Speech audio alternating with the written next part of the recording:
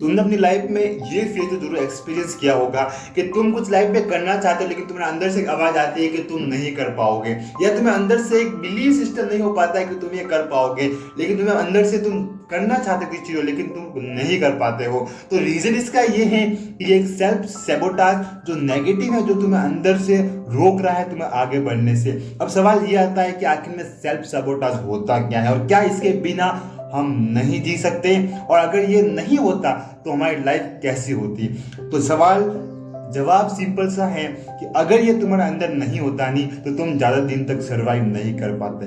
Yes, क्योंकि self sabotage का मतलब होता है ये एक ब्रेन का एक सर्वाइवल मैकेनिज्म है। मतलब ये आपको सरवाइव करने में मदद करता है। अगर तुम ये सोचते हो कि इसके बिना तुम सरवाइव कर पाओगे तो ऐसा इम्पॉसिबल शायद नहीं हो सकता है। अगर मैं तुमसे कहूँ कि तुम्हारे सामने एक शेर खड़ा है और तुम उस समय क्या करोगे, आप रुकोगे या भाग जाओगे? डेफिनेटली तुम वहां से भाग जाओगे, बिकॉज तुम जानते हो कि अगर तुम वहां खड़े रहे तो तुम मर सकते हो। अगर मैं तुमसे कहूँ कि सामने वाले घर में आग लगी और तुम जाओ और वहां आग में से कुछ लेके आओ, तो डेफिनेटली तुम वहां नहीं जाओगे, बिकॉज तुम जानते हो कि वहां जाने से मुझे नुकसान हो सकता है। तो यही तो है सेल्फ सेबोटाज, मतलब आपको किसी काम को करने के लिए रोक रहा है। तो ये तो उसने सही काम किया, आपको आगे खतरा था तो आपको रोक रहा है। तो सवाल ये आता है, तो हम अपनी लाइफ में आगे बढ़ना चाहते हैं, जैसे कि आप कुछ काम करना चाहते हो अपनी लाइफ में, लेकिन आपको डर लग रहा है कि अगर मैं फेल हो गया तो, अगर मुझे सक्सेस नहीं मिली तो, अगर कोई लोग भी जजमेंट करेंगे तो मैं क्या करूंगा। तो ये सब होते हैं नेगेटिव सेल्फ सेबोटाज। अब इससे और हम कैसे हो सकते हैं, इसको मैंने 4 लेयर्स में बांटा, जिसको 1 बाय 1 समझते हैं, जिसकी वजह से तुम अच्छी तरीके से समझ पाओगे वास्तव में सेल्फ सेबोटाज नेगेटिव कैसे हो सकता है और कैसे इसको पॉजिटिव में चेंज किया जा सकता है। पहली लेयर आती है द इमोशनल बैरियर। मतलब तुम्हारा सेल्फ सेबोटाज एक इमोशनल बैरियर है, वो लॉजिक नहीं लगाता है। अगर तुम ये सोचते हो कि तुम लेजी हो इसलिए कुछ काम नहीं कर रहे तो डेफिनेटली तुम गलत हो। तुम काम इसलिए नहीं कर रहे हो क्योंकि तुम्हें किसी न किसी प्रकार का डर है, वही डर तुम्हें रोक रहा है तुम्हें काम नहीं करने से।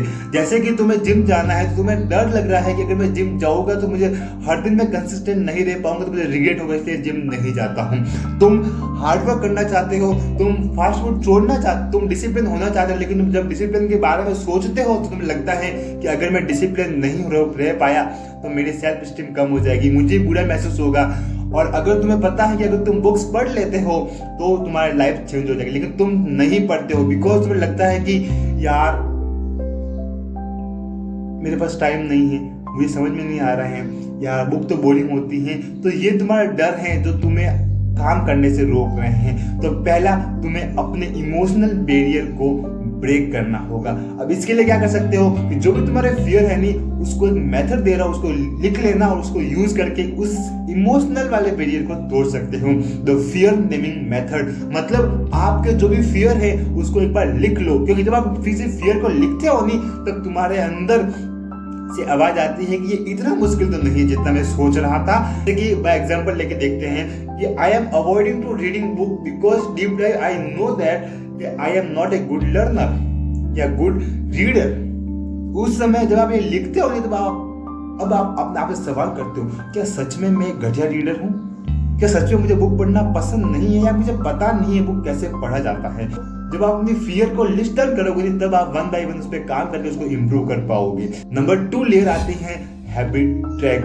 मतलब तुम्हें बहुत बार ये लगता होगा कि तुम जो भी अपने लाइफ में चॉइस ले रहे हो वो तुम्हारे कंट्रोल में है, लेकिन डेफिनेटली ये सब ऑटो पायलट मोड पे चलती है। मतलब तुम सुबह उठते हो, तुम जब ब्रश करते हो तुम्हारा किस साइड तुम अपने टूथपेस्ट को लेके जाते हो? ऑब्वियसली तुम जब अपने जींस या ट्राउजर पहनते हो तुम्हारा लेफ्ट पैर राइट पैर वही कॉन्स्टेंटली उस टाइम उठ जाता है। जब तुम काम खत्म करने के बाद घर पे आते हो तुम बिना अनकॉन्शियसली अपनी ड्रेस को चेंज कर लेते हो और नाइट ड्रेस में पहन लेते हो, बिकॉज ये तुम्हारा ऑटो पायलट मोड पे चल रहा है। तो तुम्हें लगता है कि तुम किसी काम को एफिशिएंटली इसलिए कर पाते हो क्योंकि तुम इसकी चॉइस है तुम्हारे पास, लेकिन गलत, क्योंकि ये सब ऑटो पायलट मोड पे हो चुका है। लेकिन जब तुम अपने आप को बार बार नेगेटिव बचपन से कहते आ रहे हो कि यार मैं नहीं कर सकता, मेरे में हिम्मत नहीं है, यार ये तो मेरा हार्ट दिमाग से बाहर है, या मैं तो इसमें अच्छा नहीं हूँ, मेरी मैथमेटिक्स कमजोर है, या मैं पढ़ने में सही नहीं हूँ, तो ये आप बार बार अपने आप के दिमाग पे कहोगे तो आपका ब्रेन भी वैसे ही काम करेगा नहीं जैसा तुम चाहते हो।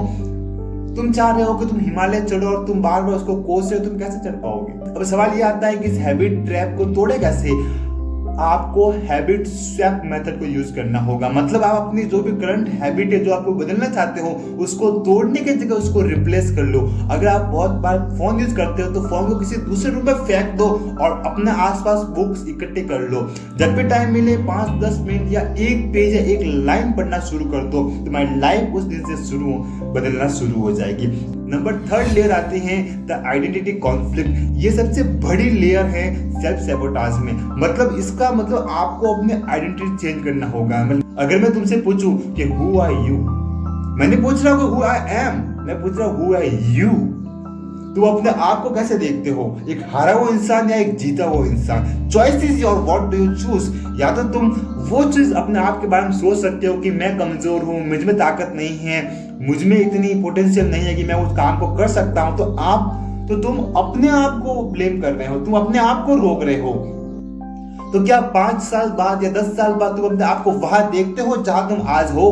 डेफिनेटली नहीं। तो 5 साल बाद या 10 साल बाद तुम अपने आप को कहां देखते हो वो डिटरमाइन करेगा तुम्हारी आइडेंटिटी क्या है, तुम कैसे अपने आप को देखते हो आने वाले टाइम में। तो आज से डिसाइड करो, बनाओ अपनी आइडेंटिटी कि कैसे मैं अपने आप को आने वाले टाइम में देख रहा हूं। क्योंकि जब तक तुम अपने आप को नहीं देख पाओगे तो दुनिया कैसे देखेगी। तो आज से ही लिखो अपने बारे में कि 5 साल बाद या 10 साल बाद लोग मुझे किस तरीके से जानेंगे। क्योंकि अगर तुम वो नहीं लिखोगे तो तुम उस पर कभी काम नहीं कर पाओगे, और अगर तुम उस पर काम नहीं करोगे तो तुम उस पर कैसे बन पाओगे। एक बात याद रखना, जो तुम दुनिया को दिखाना चाहते हो कि जो तुम हो, तो आज से उसी डायरेक्शन में काम करना शुरू कर लो। क्योंकि अगर तुमने काम करना शुरू कर लिया नहीं तो तुम वो इंसान बन जाओगे अलोंग द टाइम। अब 4th लेयर आती है द एनवायरमेंटल ट्रैप। बहुत बार आपको ये लगता है कि आप इसलिए कुछ काम नहीं कर पा रहे हो क्योंकि आपकी दिमाग खराब है, आपको पता नहीं है। लेकिन सबसे बड़ा रीजन ये है कि आपका ऐसा एनवायरनमेंट नहीं है। आप ऐसे लोगों के साथ गिरे हो जिसके आप लाइफ में कुछ एम्बिशंस नहीं है, कोई गोल नहीं है, तो तुम्हारे साथ भी तो वही होगा नहीं। तुम कैसे ये सोच सकते हो कि तुम एक कुएं में रह के कल्पना कर रहे हो कि कुआं बहुत बड़ा समुद्र बनता है? ये पॉसिबल नहीं है। अगर आपको समुद्र में जाना है तो आपको ऐसे लोगों के संगत में जाना होगा जो समुद्र के पास एटलीस्ट जा सकते हैं, और जो वहां पे जाने का अपना प्लान बना रहे हैं। आपके पास देखो, आपके आसपास कैसे लोग हैं जो आपको आगे बढ़ने के लिए प्रोत्साहित कर रहे हैं, आपको रोक रहे हैं। क्या उनके ड्रीम्स क्या, उसके एम्बिशंस क्या, उसके विजन क्या है? अगर तुम उन सब लोगों के साथ में जुड़ जाओगे नहीं तो डेफिनेटली तुम्हारी लाइफ भी बहुत सुधर जाएगी। एक राइटर ने बहुत अच्छी बात कही है कि मैं तुम्हारा भविष्य बता सकता हूँ, तुम मुझे अपने आसपास के 5 बेस्ट फ्रेंड का नाम बता दो, उनके बिहेवियर बता लो। क्योंकि हमेशा तुम वही इंसान बनोगे जिन 5 इंसानों के आसपास तुम रह रहे हो। तो अब सवाल ये आता है, तो अपने एनवायरनमेंट को कैसे बदला जाए? नहीं हो सकता है कि तुम अपने घर को छोड़ के, अपने दोस्तों को छोड़ के चले जाओ, लेकिन तुम कॉन्शियसली एक एफर्ट ले सकते हो जिसकी वजह से तुम अपनी लाइफ को चेंज कर सकते हो। अपने आप से पूछो कि क्या कोई ऐसा पर्सन है जो तुम्हारे ड्रीम्स के अलाइंस तुम्हारी मदद कर सकता है। अगर तुम्हारा ड्रीम्स है कि तुम एक अच्छे इंजीनियर बनो तो आज से ही ऐसे लोगों को फॉलो करो जो ऑलरेडी इंजीनियर हैं, उनकी लाइफ स्टाइल के बारे में पढ़ो, उनको देखो कैसे काम करते, कैसे सोचते, उनकी जर्नी किस तरीके से रही थी। अगर तुम डॉक्टर बनना चाहते हो तो तुम देखो कि आसपास डॉक्टरों की लाइफ कैसी है। बहुत सारे यूट्यूब पे वीडियो पॉडकास्ट है जहां से तुम उन लोगों के साथ में कांटेक्ट आ सकते हो। जरूर नहीं है कि फिजिकली कांटेक्ट पे रहा जाए, आप उनसे वर्चुअली कांटेक्ट रख सकते हो, चाहे तो बुक से और अदर नॉवेल्स से उनसे मिलने के लिए आप उनसे कनेक्ट हो सकते हो। लोग Every successful person reads the book because they know that कि अगर वो बुक्स नहीं पढ़ेंगे तो वो किसी और के साथ अलाइन नहीं कर पाएंगे, उनका विजन बड़ा नहीं हो पाएगा। जब आप ऐसे लोगों के साथ जुड़ते हो जिनका विजन आपसे बहुत बड़ा है तो आपको काम करने में मजा आता है, आप डेफिनेटली उस पर बहुत एफिशिएंटली के साथ काम कर पाते हो। अब मुझे वीडियो में से कमेंट करना कि आप इनमें से कौन से एक्शन को आज से लेने वाले हो और अपनी लाइफ को पूरी तरीके से चेंज करने वाले हो। क्योंकि सिर्फ सुनने से या सिर्फ देखने से लाइफ चेंज होती तो ऐसा होने वाला नहीं है। तुम्हें कोई ना कोई एक्शन तो जरूर लेना होगा जिसकी वजह से तुम्हारी लाइफ बदल सकती है। Choice is your, what do you choose. या तो इस वीडियो के बाद में दूसरा वीडियो आने वाला है, उसके बाद तीसरा, ऐसे देखते जाओ और अपनी लाइफ को सिर्फ वीडियो देखने में खराब कर लो, या अपनी लाइफ को चेंज करने के लिए आज से स्टेप लो। इन 4 लेयर्स में से कौन से लेयर पे तुम आज से ही काम करने वाले हो, क्योंकि यही डिटरमाइन करेगा कि आने वाले समय में तुम किस तरीके से इंसान बनने वाले हो। मिलते हैं अगले वीडियो में, तब तक के लिए